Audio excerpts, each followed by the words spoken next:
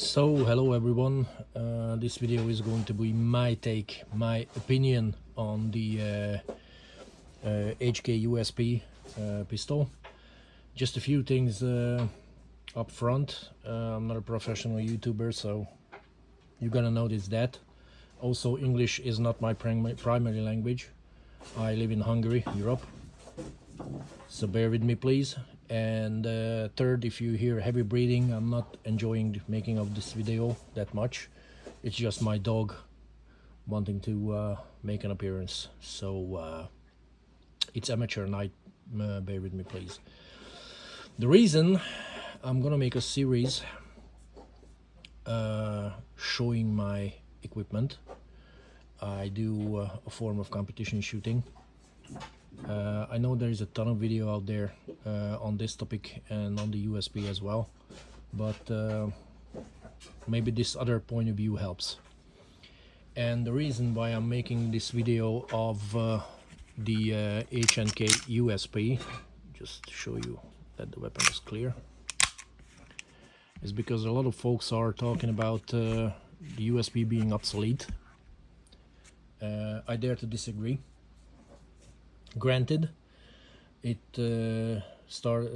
H&K started manufacture the USP in 93, I guess. This is the standard size, by the way. And it's an old construction, but it's a polymer frame handgun, so it's fairly light.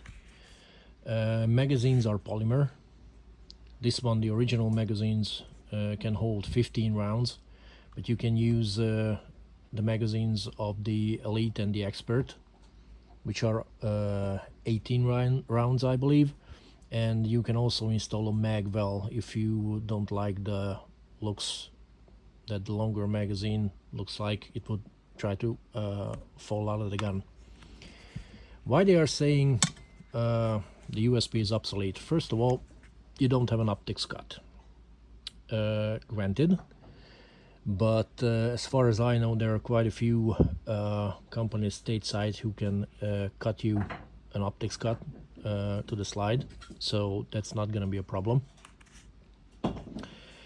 The second thing is the proprietary rail for mounting a light on this pistol, but mind you, this is in 1980, the design of this weapon was born in 1989, I believe, and the production was in 93. So back at the day, everybody had proprietary rails. The PIC rail, the 1913 rail, wasn't an industrial standard at the time. But as you can see, you can find some mounts if you want a 1913 rail on your USP, so that's not going to be a problem. You have the pedal release, mag release, which is, I believe, is superior to the push button in terms of negligently dropping your magazine. The weapon, minus the slide catch, is fully ambidextrous, and this particular firing mechanism can be carried cocked and locked, so it's safe, and you can decock the hammer for that long double action pull, and you can do it both left hand and right hand. But if you don't like this, you have 8 versions in total for the fire control that you can change individually, so you don't have to be a gunsmith or anything. You can change the setup of this at home, so I don't see a problem there. The only thing you can say is somewhat obsolete is that you don't have any exchangeable panels on the grip, not on the side, not on the back. This is just some tape. I installed to have it a little grippier. And there you go, my dog arrived.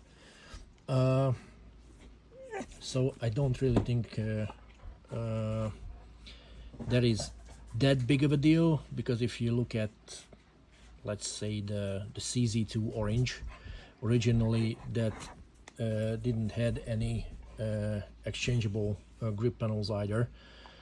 At least not some grip panels that gives you any difference in size on just the color, and the original Orange 2 didn't have an optics cut either. So but in exchange for that, there is at least one USP that has over 400,000 rounds to it, so it's very sturdy.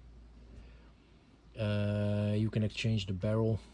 You stateside folks can do it a little easier than we do, but nevertheless you can. You can have bigger magazines, 18 rounders, and of course you can always mess with the butt plate and the magazine springs to give you any extensions. A lot of you folks are into that. So long story short, I don't believe the USP is obsolete. I don't think it's ever gonna be, as long as we are using relatively the same design in firearms and bullbergs and other odd designs aren't starting to take over. You can't really call the USP obsolete. I firmly believe that it is still a very usable handgun, but that's just my opinion, and all you folks out there allowed to disagree. But if you're new to firearms and looking for, well, I don't know how cheap you can buy these things in stateside, but in the US, but here in Hungary you can pick up some used ones really cheap.